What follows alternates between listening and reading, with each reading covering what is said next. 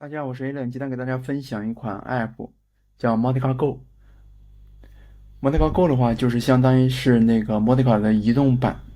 然后呢，利用这个移动版，就是我们可以把平常 Mautica 的一些工作，在手机端也可以随时能够做。比如说我现在用 Mautica Go 的话，就是比如说走在路上，突然有任何一个点子，或者说想起任何一个东西需要去做，随时都可以去调度整个的 AI 去做。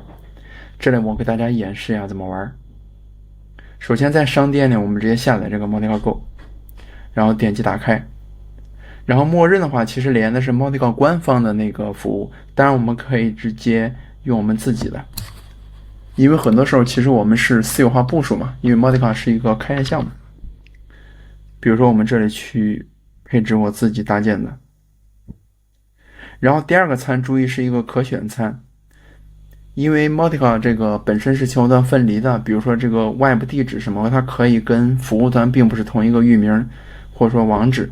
当然我这里实际上是一个啊，所以我就喜欢这样。然后我们点 Save， 然后我们就可以输入我们自己的邮箱了。这里我直接粘贴一下我之前的邮箱，点击发送码，然后我们只要等着这个验证码到就好了。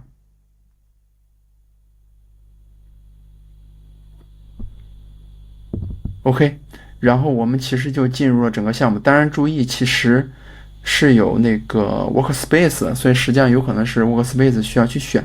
当然我这里是因为我本来安装过了，所以直接进来了。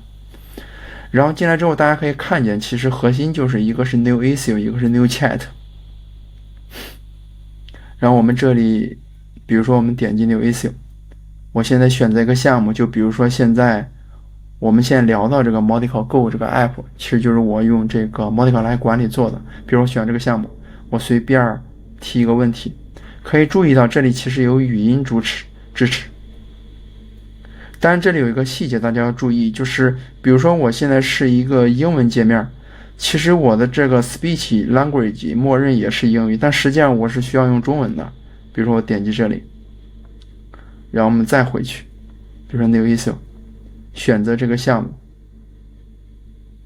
然后我们开启语音，当然也可以去人工输入啊，只是说语音很多时候是移动的时候比较高效。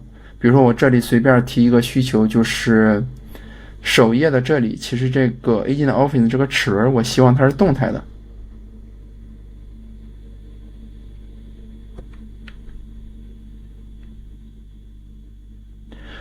首页的那个 Agent Office 的齿轮，我希望是有动画效果。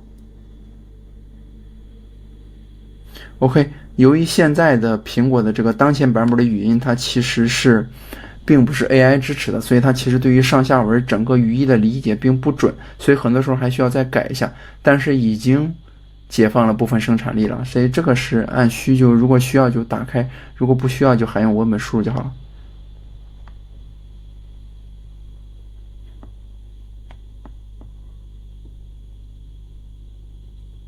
OK， 输入完了。这个是 Agent 的智能体的一个创建 issue， 就跟那个网页版其实是一样的啊。然后这个地儿大家注意，其实是有附件支持的，如果需要就做，如果不需要就不用弄就好了。比如说我这里点 create，OK， 这里其实就等着它去 run 就好了。我们等一下再看这个东西。然后这个地儿的话，其实看见所有的 issue， 对吧？比如说我们创建的这些都有。然后这个就是用量。用量的话，其实大家可以看见啊，就是我们其实有论日子和周，当然还有利用项目进行一个筛选。比如说我最近这个 iOS app 我总共花了多少钱呢？大家可以看一下，其实是有这个1000多刀是吧？当然这个地儿其实大家别误会啊，就是其实这个 cost 不一定是真实你花了多少钱。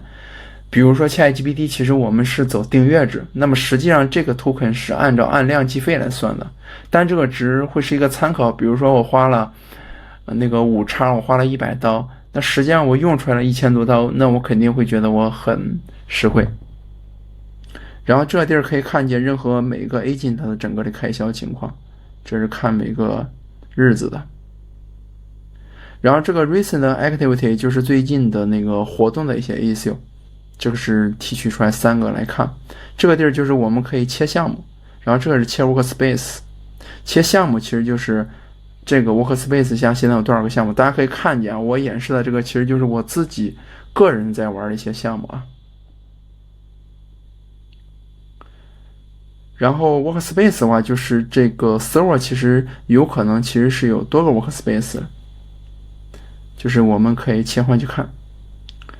然后 Setting 的话，其实就是一些基础信息了，比如说刚才提到了这个连的这个服务器的情况，还有就是现在的这个界面语言，还有就是这个 Speech， 就是这个语音识别。最后的话就是 Connect Author， 就是如果你有任何问题，也可以直接联系作者。当然，其实现在点击联系的就是我，所以希望大家如果遇见任何有意思的点儿，或者说有 bug 什么，都可以给我反馈。OK， 但刚才其实那个创建的 ACU 已经到了，我们这里就可以看见。哦，报错了，看见什么错啊？啊，就是没有额度了是吧？比如说我们这里点击，重新再选一下，然后我们从这个选一个另一个人，比如说这个高级开发另一个的账号的这个，然后我们再点击 Create。对于这个已经失败的重新创建，另外的话，如果有一些 ACU 不想要了，我们可以右侧滑动，其实是一个删除功能。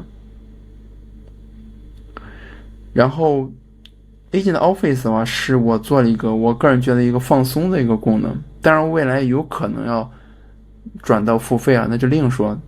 但总之可以看一下这个，实际上就是可以看见这个动态的效果。这个哦，现在应该没人，稍等一下。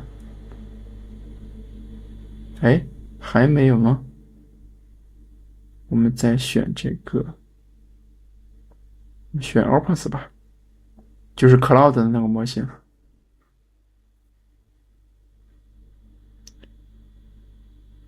OK， 可以看见，实际上这有一个机器人，这个 bot 实际上就是一个智能体，然后它这个一其实就是现在有几个 ACU 正在 activity 活动，然后我们点击这个 bot 机器人，可以看见它最近的一些任务，比如说我最近在做这个 app 的骨架屏，还有就是当前活跃的这个任务，点击这个一。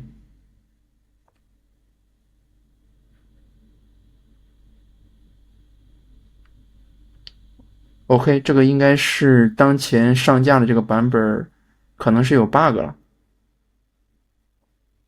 等待下一版本我发布之后就可以修复啊。但是大家可以看见整个动画是这样一个东西，然后点击这个就可以看见所有的这个智能体的情况。这个是为了解决这个分享，就是大家有时候可以分享这个有趣的这个功能。OK， 其实核心是这个啊，当然这个还有搜索，就是整个全站的这个检索的东西，主要是搜 ACU 和 Projects 项目嘛。收件箱就是整个 app 中，哎，刚才那个其实大家可以看见已经在做了，对吧？然后我们在这个地儿可以去看，这个地儿其实整个的 ACU 的评论这些其实跟复刻的跟那个 PC 版、网页版其实是一样的啊。然后这个是调整整个的这个 ACU 状态，然后整个 ACU 的编辑还有分享。Chat 的话，实际上就是跟智能体那个聊天，跟 PC 版其实是类似的，当然这个地儿也有语音支持。